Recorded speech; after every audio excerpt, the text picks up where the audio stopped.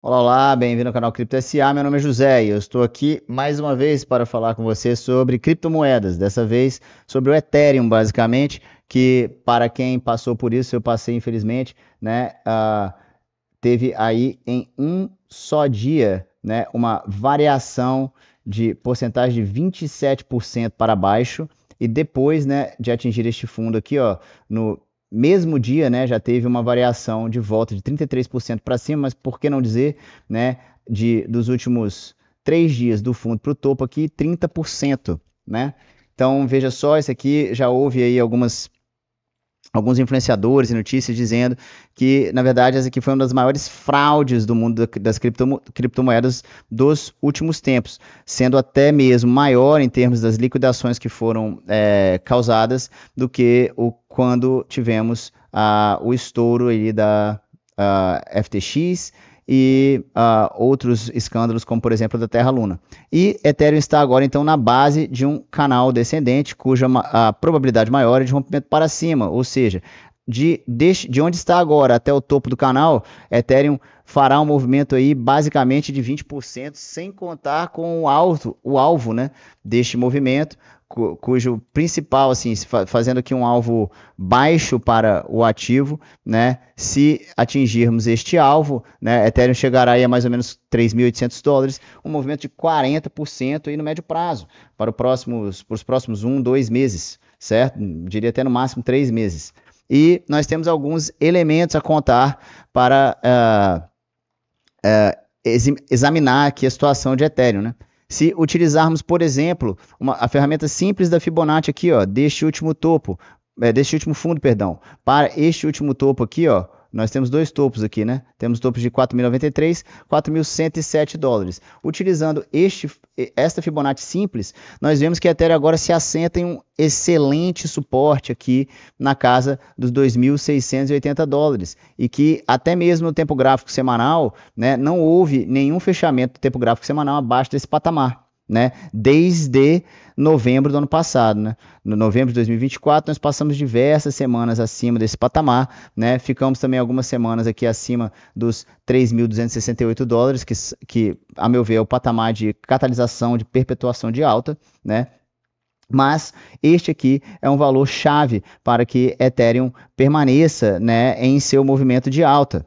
Ao mesmo tempo em que acredito que este suporte aqui, ó, é um suporte extremamente importante na 883.2168 e esse suporte é tão importante, né, que nós já atingimos este fundo aqui, ó, 3 vezes, né, a primeira dessas vezes, né, em agosto de 2024. E se quisermos ser assim extremamente rigorosos, veja como foi este o fundo, né, que determinou o movimento de alta que deu origem ali ao nosso topo local de $4.100. Falo topo local porque não é o topo histórico de Ethereum, né? O topo histórico de Ethereum é na casa dos $4.800, beleza?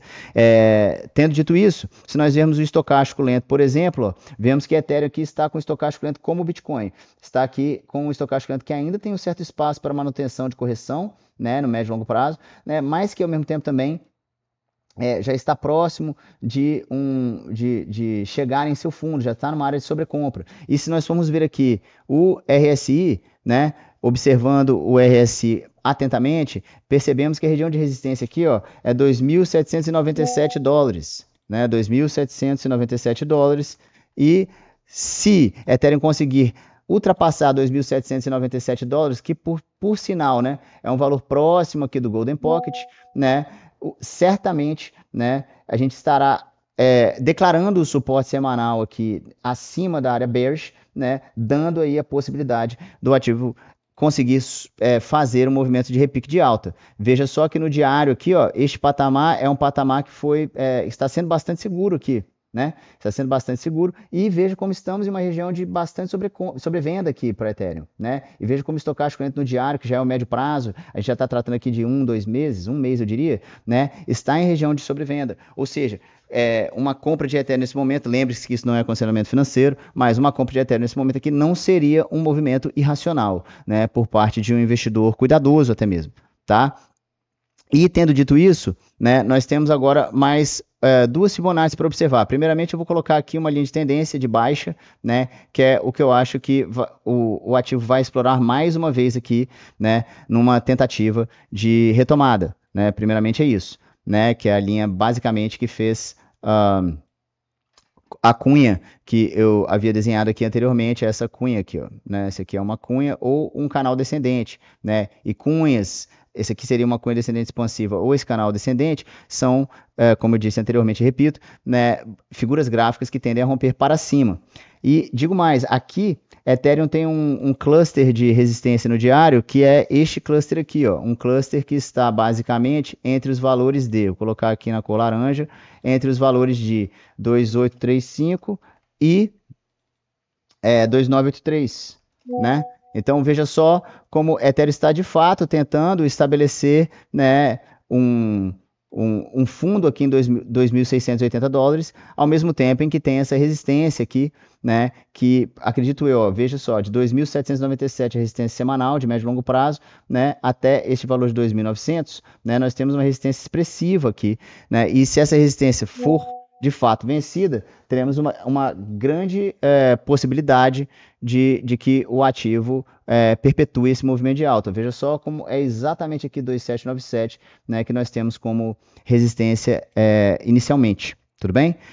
E se formos ver aqui uma outra Fibonacci, né, que a gente viu aqui do fundo ao topo, se a gente for ver a Fibonacci agora, do topo a este fundo local aqui, ó, nós vamos ver o seguinte, né, que agora nós temos ainda o suporte 2.593, tá?